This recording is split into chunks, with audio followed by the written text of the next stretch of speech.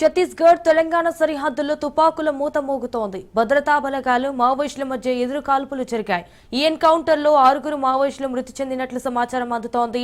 అయితే భద్రతా బలగాలే టార్గెట్ గా అమర్చిన 100కి పైగా ఐఈడీలను గుర్తించారు. డ్రోన్ల సహాయంతో కర్రెగుట్ట పర్వతంపై భద్రతా బలగాలు నిఘా పటిష్టం చేశారు.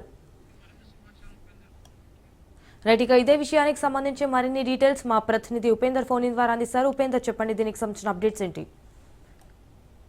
ఛత్తీస్గఢ్ తెలంగాణ సరిహద్దు ప్రాంతంలో అసలు భద్రతా బలగాలు మావోయిస్టుల మధ్య కూడా కాల్పులు అయితే జరుగుతున్నాయి. ఈ ఉదయం 7 గంటల నుంచి కూడా ఎదురు కాల్పులు అయితే కొనసాగుతున్న పరిస్థితి కనిపిస్తుంది. ఏదైతే ప్రధానంగా బిజాపూర్ జిల్లాలోనే అంతర్రాష్ట్ర సరిహద్దుగా ఉన్నటువంటి కారేగుట్ట కొండల ప్రాంతంలో ఈ ఘటన అయితే చోటు చేసుకుంది.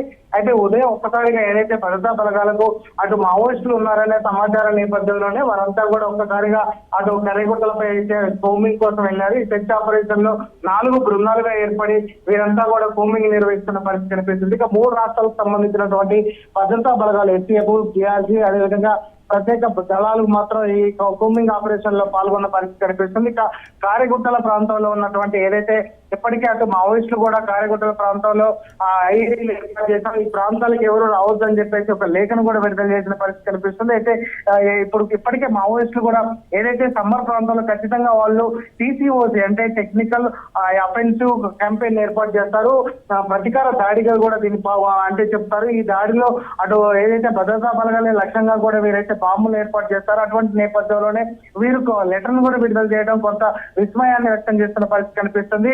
ప్రధానంగా పోలీసులు అంటే భద్రతా బలగాల లక్ష్యంగా కూడా వారి లేఖనైతే విడుదల చేసినట్టు తెలుస్తుంది. ఈ నేపథ్యంలోనే అంతరాష్ట్ర అంటే 3 రాష్ట్రాలకు సంబంధించిన ఛత్తీస్గఢ్, ఆంధ్రప్రదేశ్, అదేవిధంగా ఇటు తెలంగాణకు సంబంధించినటువంటి 3 రాష్ట్రాలకు సంబంధించినటువంటి భద్రతా బలగాలు మాత్రం ఆ కారెగుట్టల ప్రాంతాన్ని అయితే చుట్టుముట్టిన పరిస్థితి కనిపిస్తుంది. ఆ ప్రాంతంలో ఎక్కువ మంది మావోయిస్టులు ఉన్నారు అనే సమాచారం నేపథ్యంలోనే వీరంతా కూడా అటు వెళ్లడం జరిగింది. ఈ నేపథ్యంలోనే అక్కడ ఉన్నటువంటి దాదాపుగా కారెగుట్ట ప్రాంతం రహదారి మొత్తాన్ని కూడా వారు దిగ్బంధనం చేశారు. అక్కడ ఉన్నటువంటి ప్రతి ప్రాంతాన్ని కూడా క్షుణ్ణంగా తనిఖీ చేస్తున్న పరిస్థితి కనిపిస్తుంది. ఈ నేపథ్యంలోనే భద్రతా బలగాలకు దాదాపుగా 100కు పైగా ఐఈడీలు అయితే వీరైతే గుర్తించారు.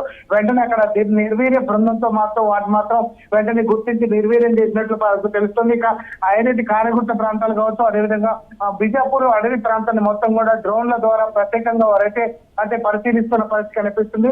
ఇప్పటికే గిరిజన ఆవాసాలు, గూడాలు, గుత్తికోయలను మాత్రం ఇంటి నుంచి బయటికి రావద్దని వాళ్ళని దిగ్బంధం చేసిన పరిస్థితి కనిపిస్తుంది. ఇక కారెగుట్టల ప్రాంతాన్ని దాదాపుగా 2500 నుంచి 3000 మంది కూడా పోలీసు భద్రతా బలగాలు మాత్రం చుట్టుముట్టినట్లు కూడా మనకు సమాచారం అవుతుంది. అక్కడ ఏం జరుగుతుందో అనే విషయాన్ని కూడా ఇప్పటికే బాహ్య ప్రపంచాన్ని కూడా తెలియకుండా కూడా చేస్తున్న పరిస్థితి కనిపిస్తుంది.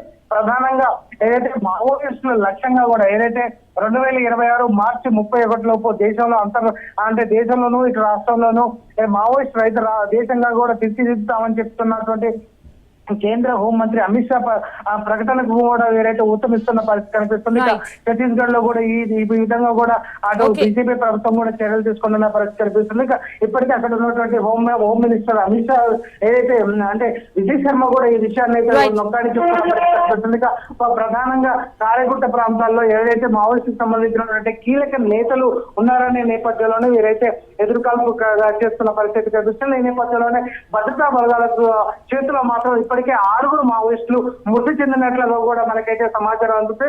ఆ మృతదేహాలను కూడా తరలించే ప్రయత్నం అయితే చేస్తున్నారు. ఇక భద్రతా బలగాలకు సంబంధించినటువంటి అంటే 3 రోజుల నుంచి 6 రోజుల వరకు కూడా ఈ క్యాంపెయిన్ ఉంటుంది. ఈ భద్రతా బలగాలు మొత్తం కూడా అటవీని చుట్టుముడతాయని చెప్పేసి అటు అంటే ఏదైతే డీజీపీగా ఉన్నటువంటి సుందర్రాజ్ పిచ్చయ్య కూడా చెప్తున్న నేపథ్యంలోనే వారందరికీ కూడా ఆహారాలు కావచ్చు, అదేవిధంగా వారికి కావాల్సినటువంటి నిత్యావసరాల సరుకులు కూడా ప్రత్యేకంగా హెలికాప్టర్ల ఆర్మీ హెలికాప్టర్ల ద్వారా కూడా వారైతే అంటే తరలిస్తున్న పరిస్థితి కనిపిస్తుంది.